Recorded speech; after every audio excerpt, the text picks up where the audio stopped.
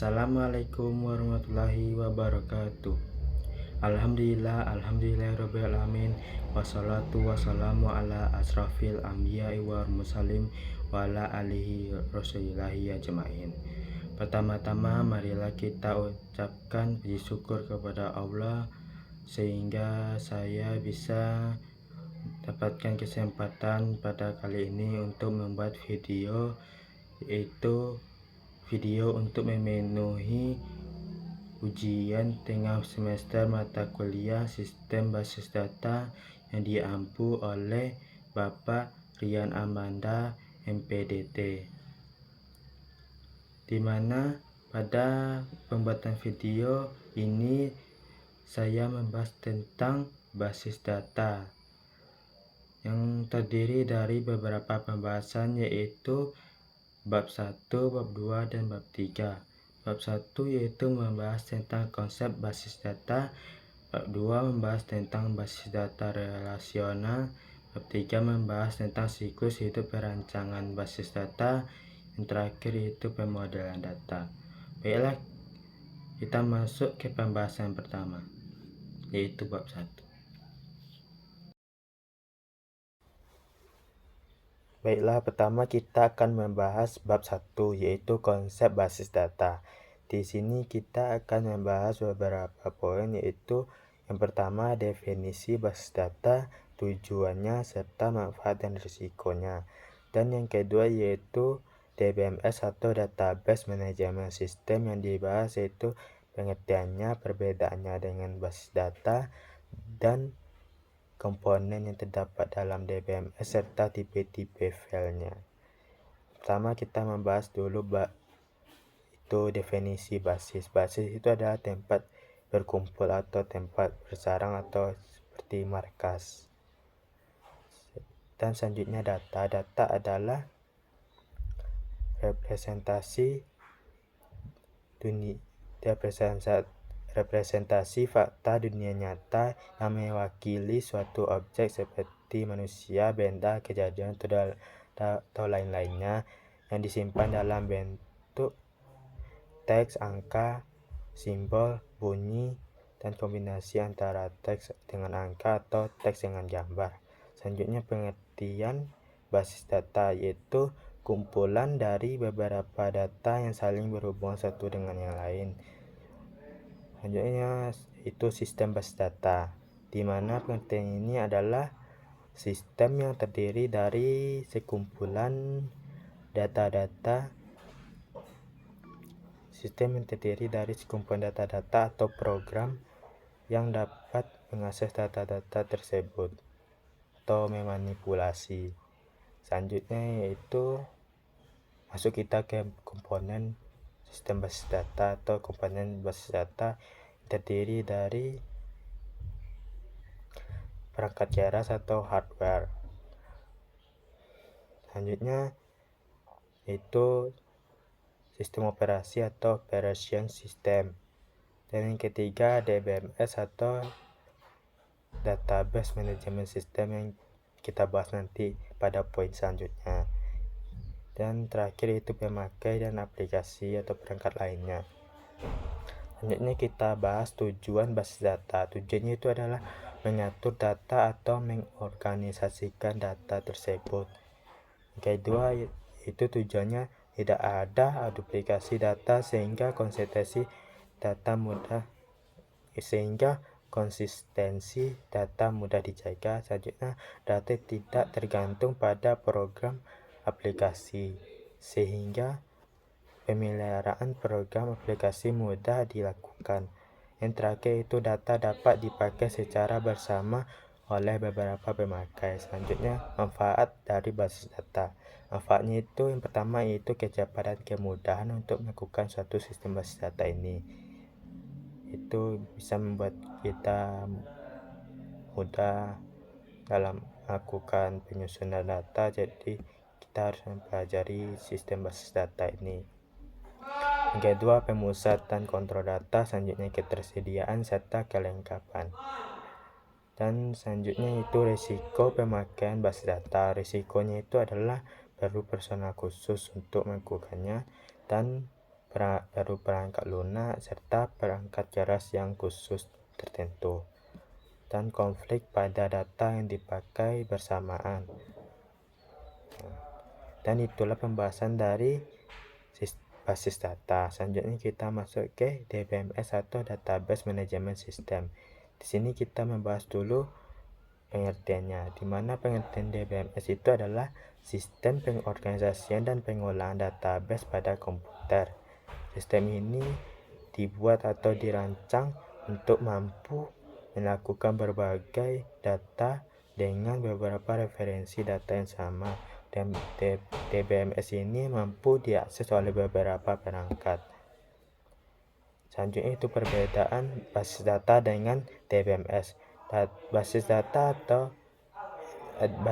dan DBMS ini sangat diperlukan dalam konsep basis data, namun secara artian keduanya sangat berbeda, yaitu jika basis data ini adalah data atau record dari kata-kata, sedangkan record dari data-data. Sedangkan DBMS ini adalah aplikasi untuk mengolah data-data atau record tersebut, dan juga menambahkan data, menghapus, mengubah, dan menampilkan database itu sendiri.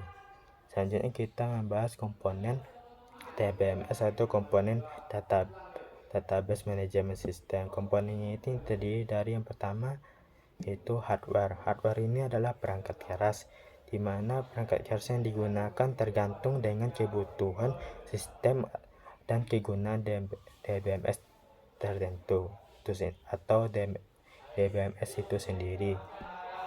Selanjutnya yang kedua adalah software. Software ini adalah perangkat lunak, di mana perangkat lunak ini dalam DBMS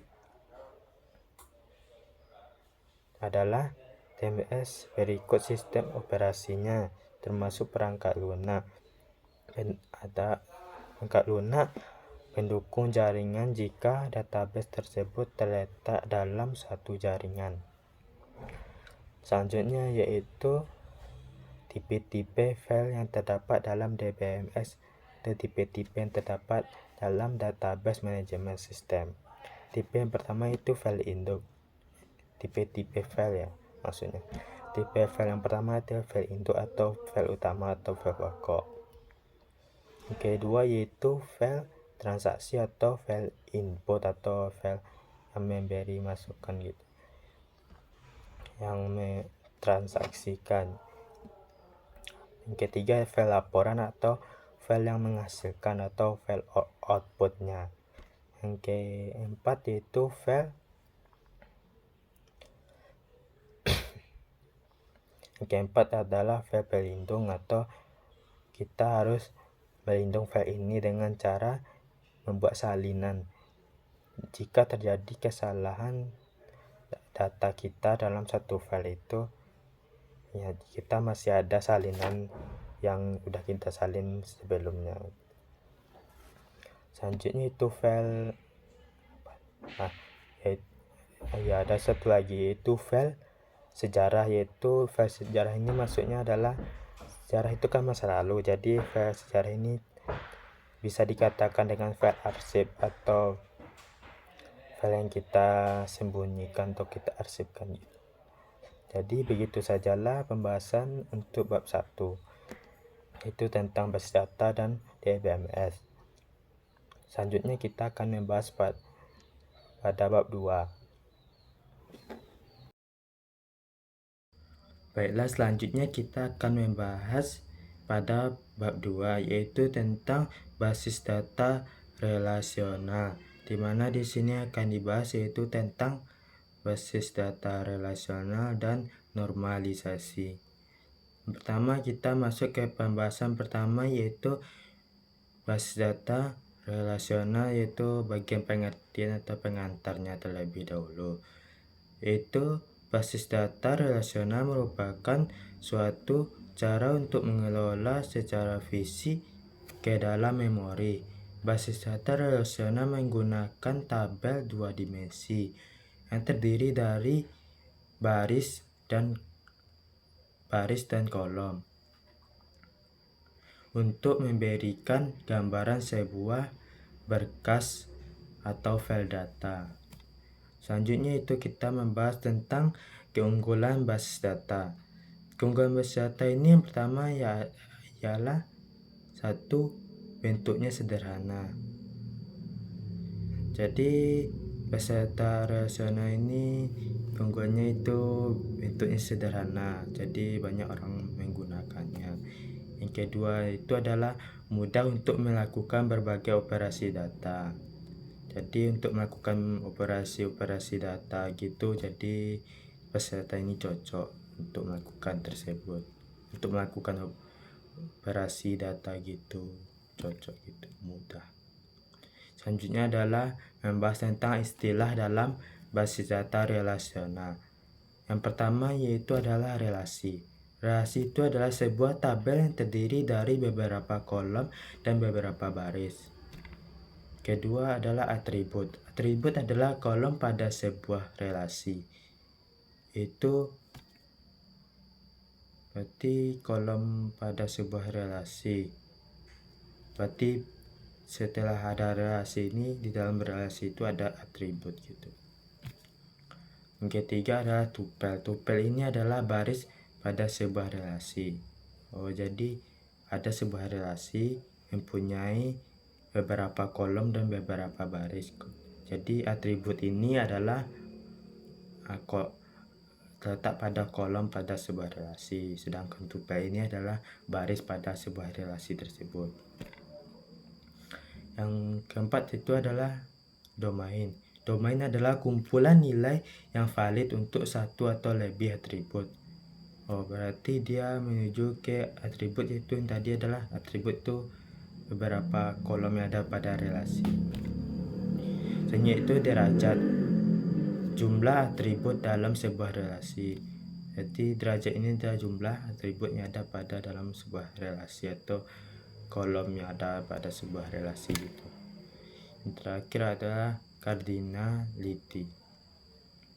Selanjutnya kita membahas tentang relational case. Ada beberapa macam relational key ini. Di antaranya adalah super key, adalah sebuah atau sekumpulan atribut yang secara unik mengidentifikasi sebuah baris dalam tabel relasi. Selanjutnya adalah kandidat. Selanjutnya adalah kandidat key. Kandidat key ini adalah relasi mungkin mempunyai lebih dari satu key, berarti mempunyai lebih dari satu. Masing-masing disebut dengan kandidat key. Selanjutnya adalah primary key, adalah kandidat key yang dipilih sebagai pengidentifikasian unik untuk sebuah tabel relasi. Selanjutnya adalah alternate key, adalah suatu skema relasi yang memiliki atribut yang menunjuk ke primary key dari relasi lain. Jadi atribut ini disebut dengan foreign key. Selanjutnya kita membahas tentang bahasa pada basis data relasional ini. Ada beberapa bahasa yang terdapat dalam basis data relasional ini, yaitu bahasa formal dan bahasa komersial. Kita masuk ke yang pertama, yaitu bahasa formal.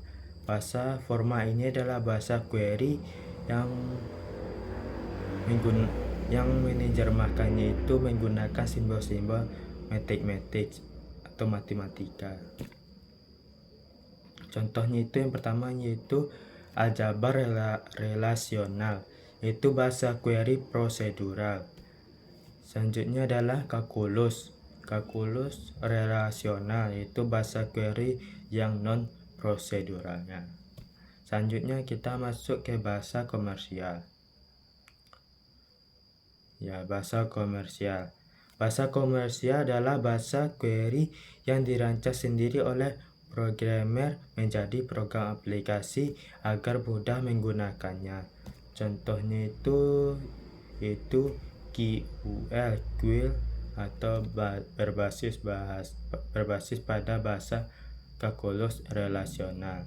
Selanjutnya adalah QBE atau QBE, berbasis pada bahasa kalkulus relasional. Yang terakhir yaitu SQL, yaitu berbasis pada bahasa kalkulus relasional dan aljabar relasional. Baiklah, itu pembahasan tentang basis data relasional. Selanjutnya kita masuk ke normalisasi. Jadi untuk perjelasnya kita masuk ke pengertiannya, yaitu normalisasi adalah suatu proses memperbaiki atau membangun dengan model data relasional dan secara umum lebih tepat dikoneksikan dengan model data logika. Selanjutnya kita masuk ke proses normalisasi adalah proses pengelompokan data elemen menjadi tabel-tabel yang menunjukkan entiti dan relasinya. Pada proses normalisasi dilakukan pengujian pada beberapa kondisi. Apakah ada kesulitan pada saat menambah atau menyisipkan, atau menghapus, atau mengubah dan mengakses pada suatu basis data. Bila terjadi yang disebutkan tadi, terdapat kesulitan pada pengujian tersebut, maka perlu dipecahkan relasi pada beberapa tabel lagi, atau dengan kata lain perancangan basis data belum optimal. Begitu. Selanjutnya kita masuk ke tujuan normalisasi. Tujuan normalisasi ini ada beberapa tujuan dari normalisasi, yaitu yang pertama untuk menghilangkan kerangkapan data. Yang kedua yaitu untuk mengurangi kompleksitas. Yang ketiga untuk mempermudah pemodifikasian data. Baiklah, itu tujuannya. Selanjutnya kita masuk ke ketergantungan fungsional. Ya, ketergantungan fungsional. Yang pertama,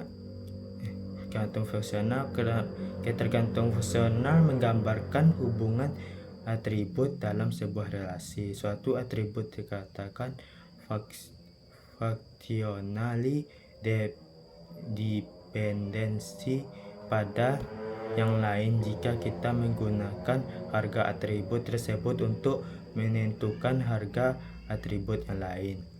Selanjutnya, ketergantungan fungsional penuh, yaitu atribut Y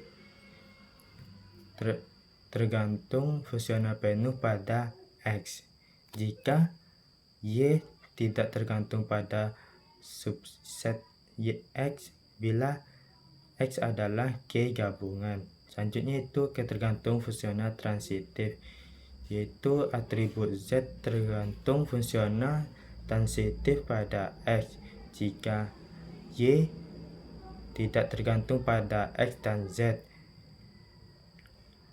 tergantung pada Y, maka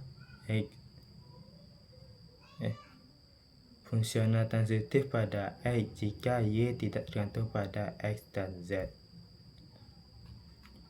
Bila cuma itu pembahasan dari saya tentang bab 2. Selanjutnya pembahasan ketiga kita masuk kepada bab 3, yaitu siklus hidup perancangan basis data.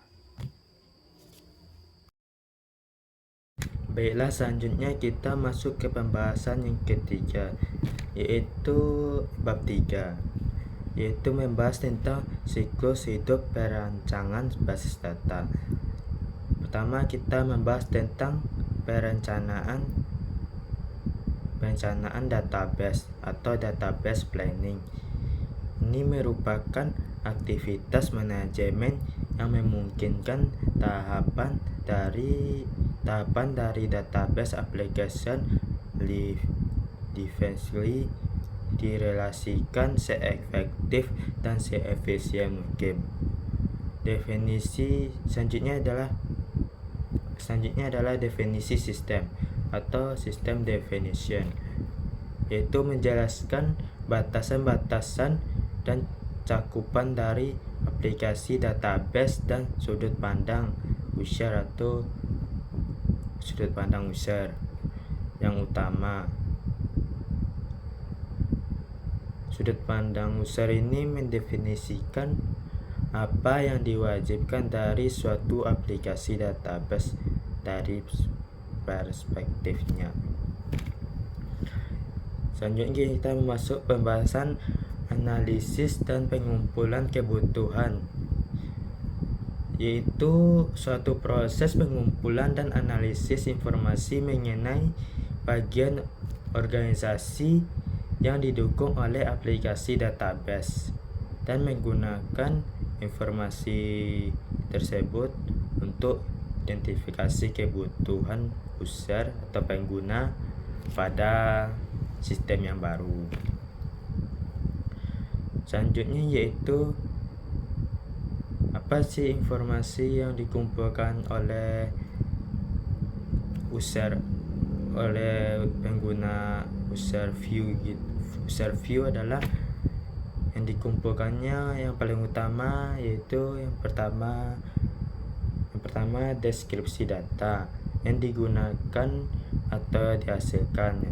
Selanjutnya data mengenai bagaimana data digunakan atau dihasilkan. Selanjutnya beberapa kebutuhan tambahan untuk aplikasi database yang baru. Dan itulah informasi yang dikumpulkan oleh user view. Selanjutnya kita masuk ke pembahasan database design.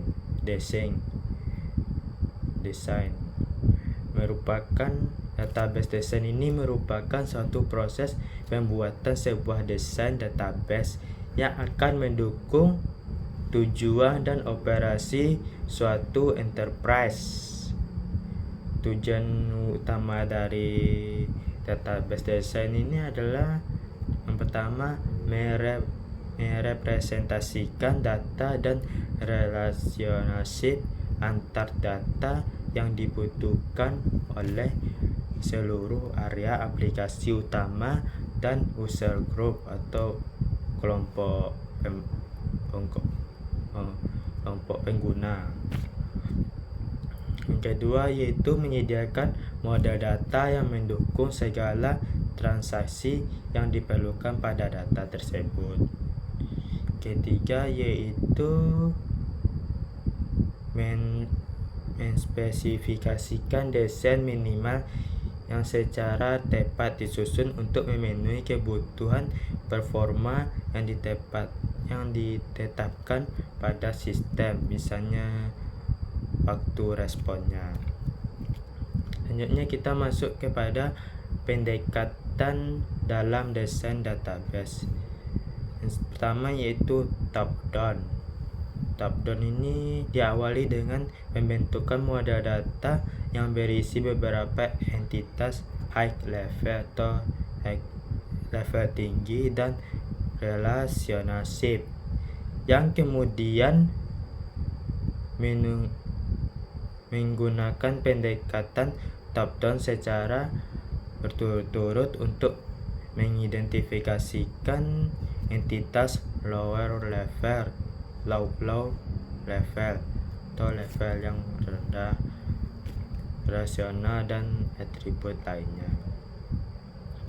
Yang kedua yaitu bottom up yang dimulai dari atribut dasar yaitu sifat-sifat entitas dan relationship dengan analisis dari penggabungan antar atribut yang dikelompokkan ke dalam suatu relasi yang merepresentasikan tipe dari entitas dan relationship antar entitas. Selanjutnya adalah inside out. Inside out ini berhubungan dengan pendekatan bottom up atau yang nomor 2 tadi, tetapi sedikit berbeda dengan identitas awalnya, identitas utamanya, dan kemudian menyebar ke entitas, relasionship, dan atribut terkait lainnya yang lebih dulu diidentifikasikan. Yang keempat yaitu mixed menggunakan pendekatan bottom up dan top down untuk bagian yang berbeda sebelum pada akhirnya digabungkan. Selanjutnya kita membahas tentang tipe fase database design, yaitu yang pertama adalah konseptual, yaitu data design, suatu proses pembuatan model dari informasi yang digunakan dalam enterprise. Selanjutnya adalah logika database design, adalah suatu proses pembentukan model dari informasi yang digunakan dalam enterprise berdasarkan model data tertentu, misalnya relasional, tetapi dependen terhadap DBMS atau database management system tertentu dan aspek fisik lainnya. Selanjutnya ada physical database design, adalah suatu proses yang menghasilkan deskripsi, implementasi, atau penerapan database pada penyimpanan sekunder atau penyimpanan eksternal atau penyimpanan tambahan. Selanjutnya kita membahas tentang DBMS selection. Pada DBMS design ini, pemilihan DBMS yang tepat untuk mendukung aplikasi database dapat dilakukan kapanpun sebelum menuju desain logikal, asalkan terdapat cukup informasi mengenai kebutuhan sistemnya. Selanjutnya kita membahas tentang tahap-tahap utama memilih DBMS, yaitu yang pertama itu mendefinisikan terminologi studi referensinya, yang kedua mendaftar 2 atau 3 produk, yang ketiga evaluasi produk, yang terakhir rekomendasi pilihan dan laporan produk.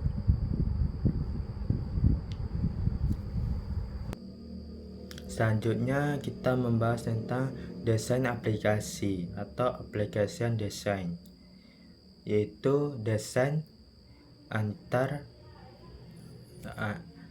muka pengguna atau desain interface user dan program aplikasi yang menggunakan dan memproses database tersebut. Selanjutnya prinsip-prinsip perancangan basis data. Prinsip dari database secara umum adalah integritas atau menyatu.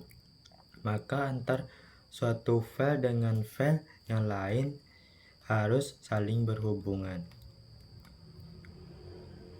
Perancangan database selanjutnya adalah model data logika. Model data logika adalah satu teknik untuk menjelaskan dengan baik struktur informasi bisnis dan aturan-aturan sebagai masukan pada proses perancangan database. Selanjutnya kita masuk kepada hal yang perlu diperhatikan dalam merancang basis data. Yang pertama yaitu memiliki perspektif globalnya, harus dipandang dari sisi keseluruhannya gitu. Yang kedua gunakan perancangan atas bawah. Perancangan harus dari atasan terlebih dahulu. Inovasi dari top ikut untuk kepentingan perusahaan apabila ada permasalahan dari dalam organisasi, maka dapat menyimpulkan bahwa timbulnya permasalahan dari sisi yang ia pandang. Kalau dari bawah ke atas, maka setiap bagian akan cenderung mengemukakan permasalahannya sendiri-sendiri. Selanjutnya, berikan informasi secara selektif. Yang keempat yaitu berikan database yang berbeda untuk manajemen yang beda juga. Yang terakhir yaitu jangan mengubah file yang ada, tidak boleh asal mengubah file. Baiklah, hanya itu pembahasan dari pembahasan yang ketiga atau bab 3. Selanjutnya kita akan membahas pada bab 4 atau pembahasan terakhir kita.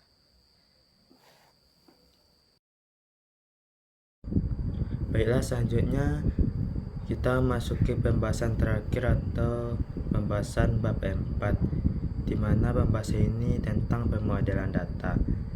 Model data adalah, pertama kita membahas tentang model data. Model data adalah sekumpulan konsep yang digunakan untuk menjelaskan struktur dari basis data dan memberikan gambaran tingkat-tingkat abstraksi datanya. Tujuan model data adalah untuk menyajikan data agar mudah dimodifikasi dan dimengerti. Secara garis besar, model data dikelompokkan menjadi 3, yaitu model data berbasis objek, yang kedua model data berbasis record, ketiga model data berbasis fisik. Di sini kita akan membahas satu persatu. Yang pertama itu model data berbasis objek, yaitu merupakan himpunan data dan prosedur relasi yang menjelaskan hubungan logis antar data dalam suatu basis data berdasarkan objek datanya. Model data ini terdiri dari, yang pertama adalah entity relationship model, yang kedua semantic model, ketiga binary model. Selanjutnya yang kedua itu model data berbasis record. Model ini berdasarkan record atau rekaman untuk menjelaskan kepada pengguna atau pemakai mengenai hubungan logik antar data dalam basis data.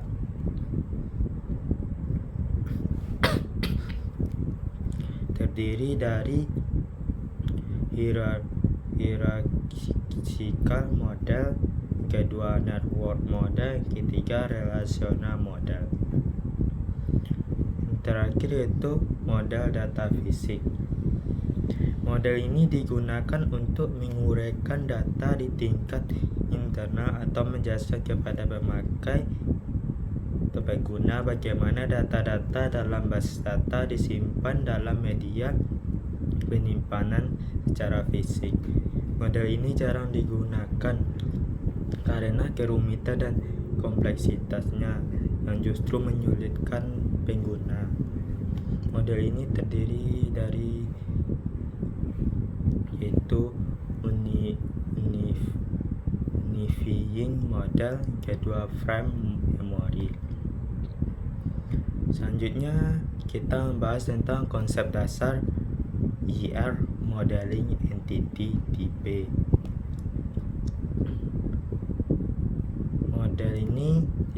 Model ER didasarkan pada representasi dunia nyata dan terdiri dari entitas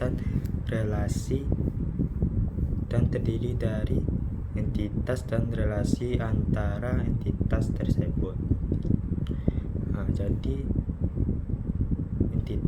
apa itu entitas? Entitas adalah objek yang dapat diidentifikasi secara unik dan memiliki atribut yang menggambarkan karakteristiknya. Selanjutnya itu konsep dasar ER Modeling Relationship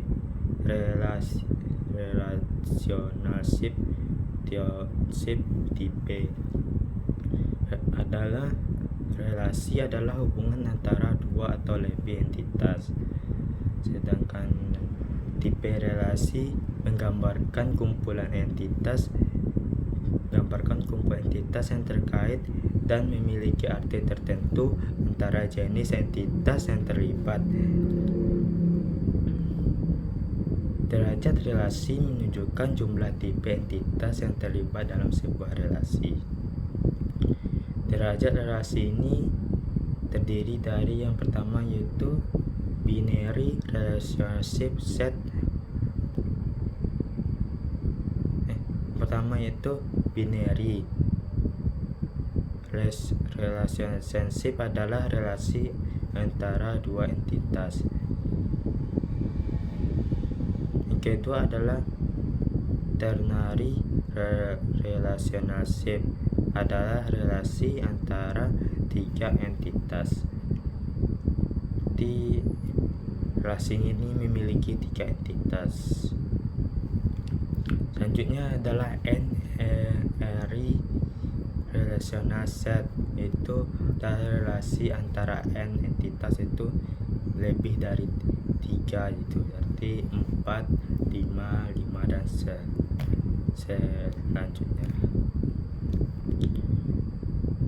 selanjutnya itu derajat yang paling umum digunakan pada suatu relationship adalah yang pertama one to one atau 1:1. Contohnya itu ada sebuah mobil, terus bawa supir. Jadi mobil ini memiliki satu relasi, supir ini juga satu. Jadi namanya itu one to one, 1:1. Kalau yang one ke banyak itu one to many, itu contohnya pelanggan itu satu, terus dia membeli barang ini kan banyak, jadi 1 ke banyak. Kalau banyak ke banyak itu contohnya itu ada surat kabar atau majalah yang terdapat dalam majalah itu memuat suatu berita itu kan banyak, dan majalah itu kan tidak hanya satu, banyak juga, jadi banyak ke banyak. Selanjutnya itu kita membahas tentang derajat relasi minimum, mana derajat relasi minimum ini menunjukkan jumlah minimum hubungan yang bisa terjadi antara satu set entitas dengan set entitas lainnya. Dalam model IR atau ER, derajat relasi minimum dapat ditampilkan secara opsional dengan notasinya itu X dan Y, di mana X ini memiliki arti derajat relasi minimum, sedangkan Y ini derajat relasi maksimum. Baiklah, hanya itu pembahasan dari bab 4. Jadi itulah pembahasan dari bab 1 sampai bab 4. Demikian pembahasan dari saya tentang bus data yang dari bab 1 sampai bab 4 ini. Jika ada kesalahan atau salah kata dari penyampaian yang saya sampaikan dari awal hingga akhir video ini, saya minta maaf. Saya akhiri dengan wassalamualaikum warahmatullahi wabarakatuh.